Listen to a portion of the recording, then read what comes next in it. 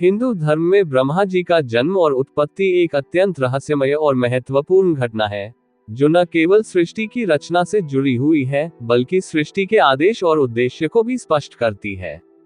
ब्रह्मा जी का जन्म भगवान विष्णु के नाभि से एक दिव्य कमल के फूल में हुआ था। ये घटना उस समय की है जब ब्रह्मा जी की रचनात्मक शक्ति और कार्यक्षमता के रूप में सृष्टि का आरंभ हुआ।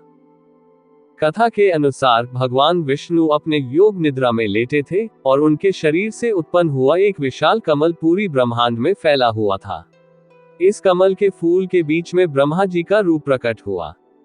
ब्रह्मा जी का ये रूप एक अद्वितीय रूप था, जिसमें 4 मुख थे और उनके हाथों में 4 वेदों के प्रतीक थे। यही से ब्रह्मा जी के सृष्टि के रचनाकार के रूप में कार्य करने की प्रक्रिया शुरू हुई। इस प्रक्रिया में ब्रह्मा जी को देवी, देवता, मनुष्य और जीवों की रचना करने का कार्य सौंपा गया। ब्रह्मा जी का कार्य सृष्टि का निर्माण करना था और यह कार्य उन्होंने अत्यंत धैर्य और विधिपूर्वक किया। उनके रचनात्मक कार्य की शुरुआत अंधकार और शून्यता से हुई। इस समय ब्रह्मा जी ने अपनी पूरी शक्ति से सृष्टि की संरचना करना शुरू किया। सबसे पहले उन्होंने पृथ्वी, जल, आकाश और वायुमंडल का निर्माण किया। इन तत्वों को उन्होंने एक सुव्यवस्थित और समन्वित रूप में रूपांतरित किया ताकि सृष्टि में संतुलन बना रहे। इसके बाद ब्रह्मा जी ने विभिन्न प्रकार के जीवों की रचना की। सबसे पहले उन्होंने मछलियों और पक्षियों को उत्पन्न किया, फिर धीरे धीरे भूमि पर चलने वाले पशु पक्षियों और मनुष्यों को उत्पन्न किया। प्रत्येक जीव को अपनी प्रकृति और विशेषता के अनुसार स्थान दिया गया। ब्रह्मा जी ने सृष्टि के हर अंग को एक उद्देश्य के तहत रचा और उसका संचालन किया। ब्रह्मा जी का रूप उनके 4 मुखों से प्रसिद्ध है। इन 4 मुखों का धार्मिक और प्रतीकात्मक महत्व बहुत गहरा है। 4 मुख ब्रह्मा जी के सर्वज्ञ और सर्वशक्तिमान रूप का प्रतीक माने जाते हैं। ये 4 मुख चारों वेदों के प्रतीक हैं, जिनमें ऋग्वेद, यजुर्वेद, सामवेद और अथर्ववेद शामिल हैं। इन वेदों के माध्यम से ब्रह्मा जी ने मानवता को ज्ञान प्रदान किया और संसार के हर क्षेत्र में अपने आदेशों का पालन करवाया। ब्रह्मा जी के 4 मुख ये दर्शाते हैं कि उन्होंने सृष्टि के प्रत्येक पहलू को ध्यान में रखते हुए उसे रचा। उनका एक मुख ब्रह्मा जी की रचनात्मक शक्ति का प्रतीक है, दूसरा मुख ज्ञान का प्रतीक है, तीसरा मुख उनके न्याय और व्यवस्था की भावना का प्रतीक है, और चौथा मुख उनकी शक्ति और अस्तित्व के अंतिम सत्य का प्रतीक है। बहुत प्राचीन काल की बात है। ये वह काल था जब ब्रह्मांड की रचना नई हुई थी। ब्रह्मा जी, जो स्वयं परमेश्वर विष्णु की नाभि से उत्पन्न हुए थे, सृष्टि रचना के कार्य में लगे हुए थे। उन्होंने अपने मन से कई पुत्रों की उत्पत्ति की, जिन्हें मानस पुत्र कहा गया, जैसे सनक, सनंदन, सनातन और सनत कुमार। ये चारों पुत्र अत्यंत ज्ञानी, तपस्वी और ब्रह्म ज्ञान में रुचि रखने वाले थे। ब्रह्मा जी ने अनेक लोकों, प्राणियों, ऋषियों, देवताओं और दिशाओं की रचना की थी। वे स्वयं को सृष्टिकर्ता मानकर गर्व का अनुभव करने लगे थे। इसी क्रम में उन्होंने अपने शरीर से 5वां सिर उत्पन्न कर लिया, जो ऊपर की ओर देखता था। अब उनके चारों दिशाओं में एक और एक ऊपर की दिशा में 5 सिर हो गए। वे यह मान बैठे कि अब वे सर्वज्ञ और सर्वोच्च हैं। एक दिन ब्रह्मा जी अपने पुत्रों को दर्शन दे रहे थे। सभी पुत्र उनके चारों ओर एकत्र थे। तभी सनक ऋषि ने देखा कि ब्रह्मा जी के 4 ही सिर दिखाई दे रहे हैं, 5वां सिर नहीं दिख रहा। उन्होंने विनम्रता पूर्वक पूछा, पिताश्री, आपके एक सिर का दर्शन नहीं हो पा रहा, क्या वह अदृश्य है? ब्रह्मा जी, जो उस समय अहंकार से भरे थे, इस प्रश्न से कुपित हो गए। उन्होंने समझा कि यह उनके ज्ञान या दिव्यता पर प्रश्न है। क्रोध में आकर उन्होंने अपने ही पुत्रों को शाप दे दिया, तुम सब सदा बालक रूप में ही रहोगे और संसार में तुम्हारा कोई स्थान नहीं होगा। उनका स्वर कठोर था और मुखमंडल पर अहंकार का प्रकाश था। चारों ऋषि स्तब्ध रह गए। वे मौन होकर वहां से चले गए और तपस्या में लीन हो गए। उनका मन संसारिक सृष्टि के कार्यों में नहीं लगा और उन्होंने सदा के लिए ब्रह्मचर्य धारण कर लिया। वही आज के सनातन सनकादिक ऋषि कहलाए। समय बीतता गया। ब्रह्मा जी का अहंकार और भी बढ़ता गया। उन्हें लगा कि उन्होंने ही सृष्टि बनाई है, इसलिए वे ही सर्वोच्च हैं। इसी भ्रम में एक बार उनका भगवान विष्णु से विवाद हो गया कि दोनों में कौन श्रेष्ठ है। यह विवाद देवताओं के बीच भी चर्चा का विषय बन गया। तभी वहां भगवान शिव प्रकट हुए, एक अनंत अग्नि ज्योति स्तंभ के रूप में। भगवान शिव ने कहा, तुम दोनों इस अग्नि स्तंभ का आदि और अंत खोजो। जो भी इसका आरंभ या अंत खोज लेगा वही श्रेष्ठ माना जाएगा। ब्रह्मा जी ऊपर की ओर उड़ चले और विष्णु जी नीचे की ओर।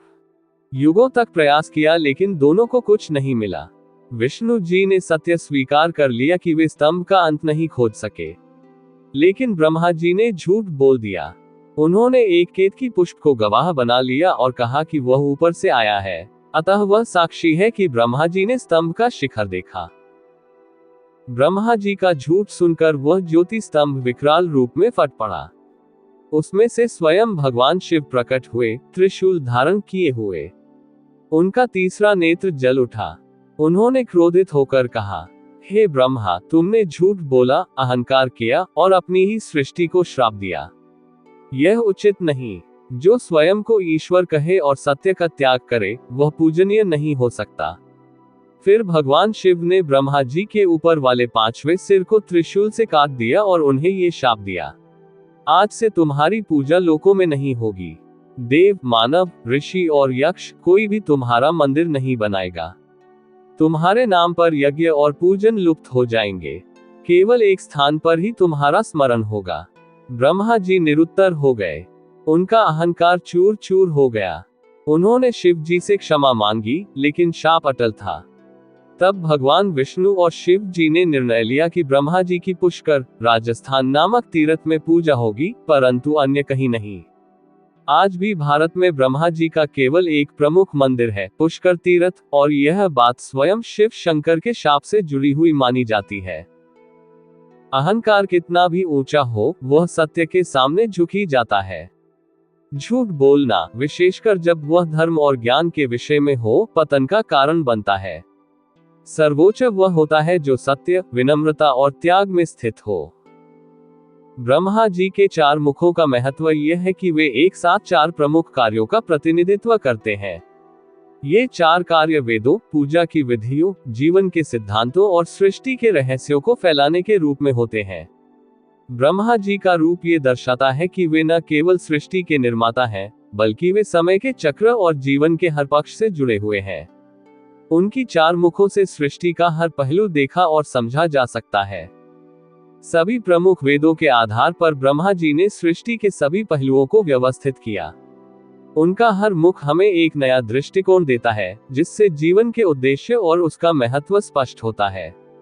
ब्रह्मा जी का ये रूप उनके ज्ञान, शक्ति और सृष्टि के निर्माण के प्रति उनकी जिम्मेदारी को दर्शाता है। ब्रह्मा जी से जुड़ी कई अन्य कथाएं भी हिंदू धर्म में प्रचलित हैं। इनमें से एक कथा यह है कि ब्रह्मा जी ने सृष्टि के पहले पुरुष मनु और शत्रुपा की रचना की, जिनसे मानवता का जन्म हुआ। इसके अलावा ब्रह्मा जी ने देवताओं के लिए उनके कार्यों और कर्तव्यों का निर्धारण किया और उन्हें सृष्टि के संचालन के लिए आदेश दिए। ये भी कहा जाता है कि ब्रह्मा जी ने भगवान शिव से कई बार अपनी सृष्टि को सुधारने के लिए सहायता ली। शिव की शक्ति ने ब्रह्मा जी को उन समयों में आवश्यक दिशा और निर्णय लेने में मदद की, जब सृष्टि के कार्यों में कोई संकट उत्पन्न हुआ। हालांकि ब्रह्मा जी की पूजा बहुत अधिक प्रचलित नहीं है, फिर भी उनकी पूजा के कुछ मंदिर भारत में स्थित हैं। इनमें से सबसे प्रसिद्ध मंदिर राजस्थान के पुष्कर में स्थित है, जहां ब्रह्मा जी की पूजा की जाती है। इस मंदिर का इतिहास बहुत पुराना है और इसे हिंदू धर्म में एक महत्वपूर्ण स्थान प्राप्त है। पुष्कर के ब्रह्मा मंदिर के साथ जुड़ी एक और विशेष कथा है कि ब्रह्मा जी ने यहाँ एक यज्ञ किया था, जिसके फलस्वरूप उन्हें यहाँ पूजा के लिए स्थान मिला। इसके अलावा भारत के कुछ अन्य स्थानों पर भी ब्रह्मा जी के छोटे मंदिर हैं, लेकिन उनकी पूजा का महत्व अन्य प्रमुख देवताओं के मुकाबले कम रहा है। ब्रह्मा जी का जन्म और उत्पत्ति न केवल हिंदू धर्म की सृष्टि के दर्शन को स्पष्ट करता है, बल्कि यह सृष्टि के उद्देश्य, रचनात्मकता और जीवन के सिद्धांतों को समझने में भी मदद करता है। ब्रह्मा जी का कार्य और उनका रूप ये दर्शाता है कि सृष्टि का निर्माण केवल एक रचनात्मक प्रक्रिया नहीं, बल्कि यह एक दिव्य आदेश और उद्देश्य है। ब्रह्मा जी की कथा हमें ये सिखाती है कि हर देवता के अपने कार्य, महत्व और दायित्व होते हैं, और हम सभी को अपनी जिम्मेदारियों को समझकर जीवन के उद्देश्य की ओर अग्रसर होना चाहिए।